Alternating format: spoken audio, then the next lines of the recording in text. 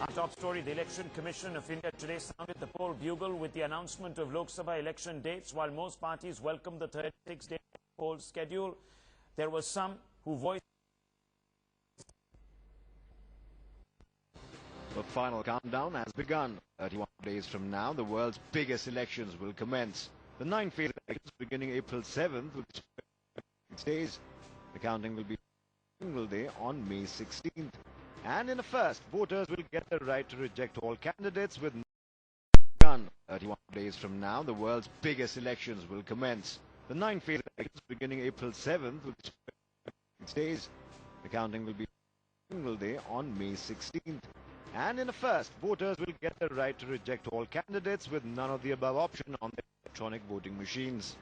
In 9 poll days, we will be covering parliamentary constituencies. Counting this shall take on 16th May. Poll dates have also triggered a controversy. Samajwadi Party has questioned the long-drawn poll, saying that it will result in policy paralysis and increased strife. लंबे समय में क्यों चुनाव कराया और कम समय में कराया जा सकता था? The BJP have welcomed the EC's move. अगर कहीं पर कोई बात लगेगी पार्टी को तो जरूर चुनाव आयोग को हम अवगत करा देंगे। चुनाव आयोग ने और चुनाव की घोषणा कर दी है, हम इसका स्वागत करते हैं। This announcement has elicited the mixed reactions from the political parties. It is clear the heat is on as India approaches the biggest festival of democracy. With video journalist Kumar for NewsX in New Delhi. We are joined by Mr. Arun Jaitley, the leader of the opposition in the Rajya Sabha and master for the Bharatiya Janata Party. Ask you at the outset, Mr. Jaitley, this election, the defining moment in Narendra Modi's career, are his stakes the greatest going into the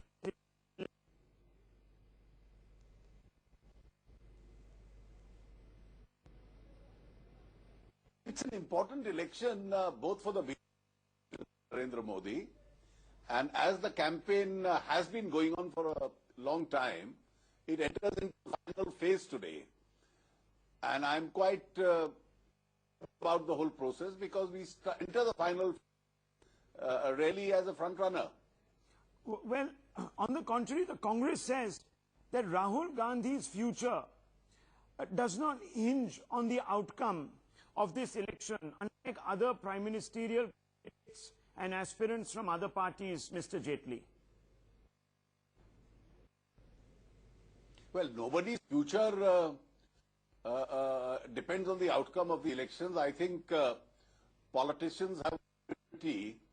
So I always advise friends in the media never to write political obituaries of any politician. You never know the phoenix when they rise from the ashes.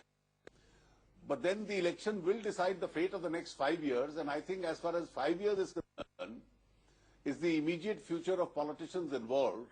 As I mentioned, Mr. Gandhi doesn't appear to be the front runner. He's trailing far behind Narendra Modi. Okay, but at every turn, the Congress that this is an election between two ideologies, secularism and communalism. It's about an idea of India that is under assault. Mr. Jaitley comes to this claim by the Congress. That's how they are pitching this. Well, the idea of India is multiple ideas. You can't have a hegemony that there is only one idea of India. There can be several ideas of India. My ideas of India would be a corruption-free idea of India. Would be an injustice-free idea of India, would be a very progressive and a growth-oriented idea of India. Therefore, this election is going to be dominated by, firstly, an anti-incumbency feeling against the present government, and secondly, a leader. Okay. The leadership vacuum of the present government really has necessitated the choice of a future leadership. To that extent, even though in the parliamentary system, its ideologies, its parties, the leaders become quite important. And obviously, anybody who has a stronger leader then starts getting the advantage of the leader also. Because Congress doesn't have the advantage of leadership in this is an election of ideologies. And this is demonstrated by the fact that BJP has leveraged the leadership of Narendra Modi aggressively in this particular campaign, Mr. Jaitley.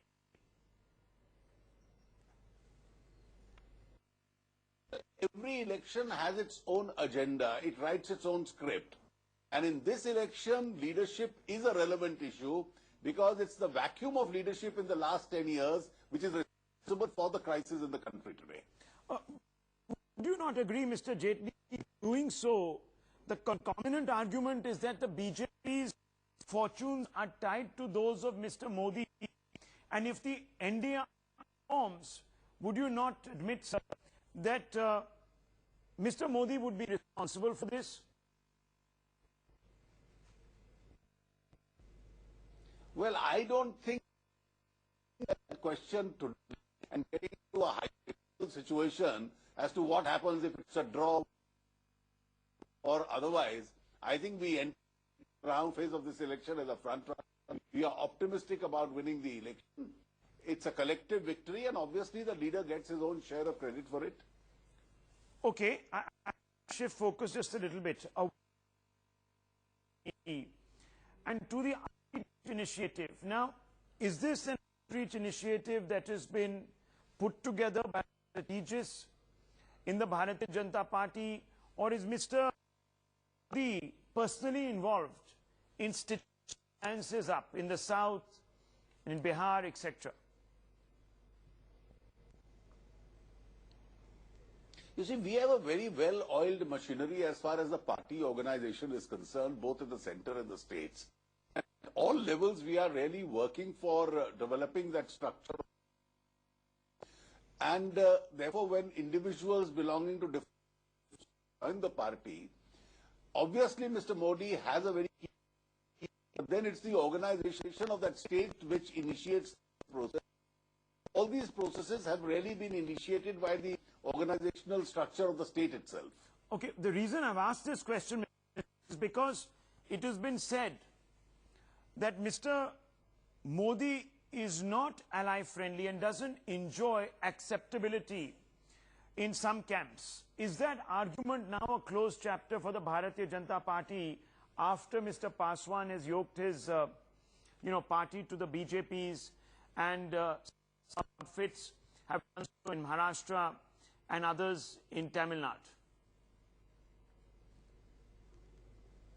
Well, this was a myth which was built up by the section of the media in September 2013 when we had announced Mr. Modi's name. Now, it's the media itself which is now busy dismantling that myth.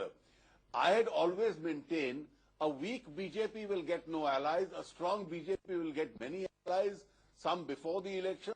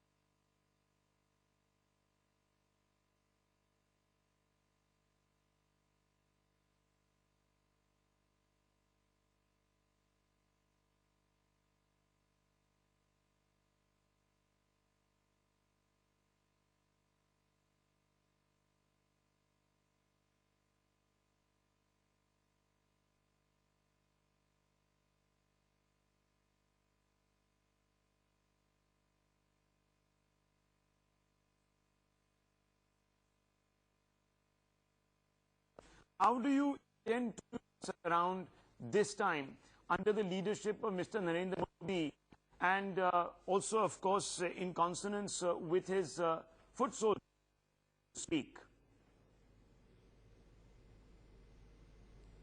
UP has seen two failed governments. It saw a very corrupt BSP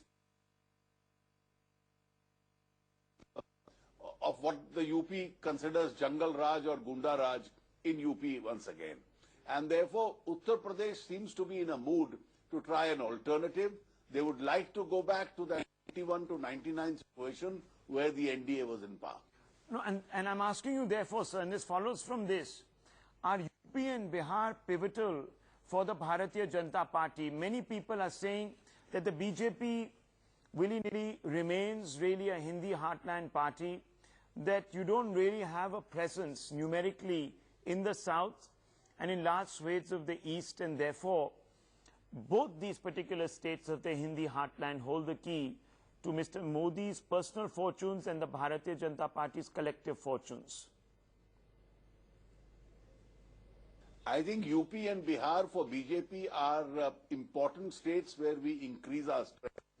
There are several strongholds of the BJP where we want to maximize our gains. We want to have a high strike.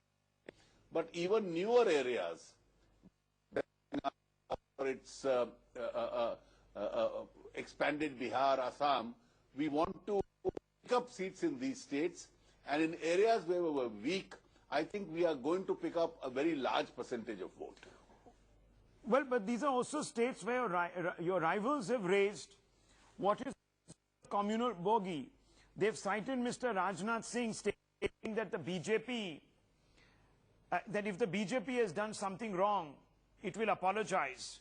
Now, is there an ambiguity, sir? Is there an ambiguity in the BJP, Mr. Jaitley, about the party needs, what the party thinks it should be apologizing for? Well, let me answer your initial question. You answered calling it a bogey. It's a bogey because when these allies support us, they support us in the name of anti-Congressism, and when they oppose us in the name of communalism, they convenient with some parties which constitute part of the third front are managed to create. I don't think the BJP has anything in its track record where we should be apologizing. I think Singh was just being a little when he said that if we've done some mistake, we'll certainly not mind going ahead before you and apologizing. Okay, finally, Mr. Jaitley, in the previous election, last one, the BJP didn't do very well when it came to the urban constituencies. If you crunch the numbers, you'll see that in the last election in 2009, that's where the BJP really lost traction. Its message didn't really hit home there. Now, there is a question mark with regards to this election also, especially on the back of the Delhi Assembly result, where Mr. Kejriwal ran a very tight campaign against Mr. Narendra Modi's Bharatiya Janata Party and your candidate who was being projected as the chief minister there, Dr. Harshvardhan. Could this repeat itself across the country and once again you'd be pegged back?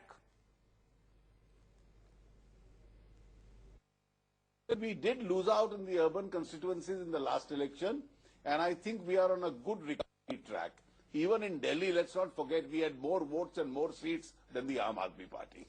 Fair enough. Mr. Jaitley, thanks for sparing your time this evening for us on NewsX. You've said that picking up allies is not really indicative of any nervousness within the Bharatiya Janata Party or specifically in the mind of Mr. Narendra as to the outcome of this election.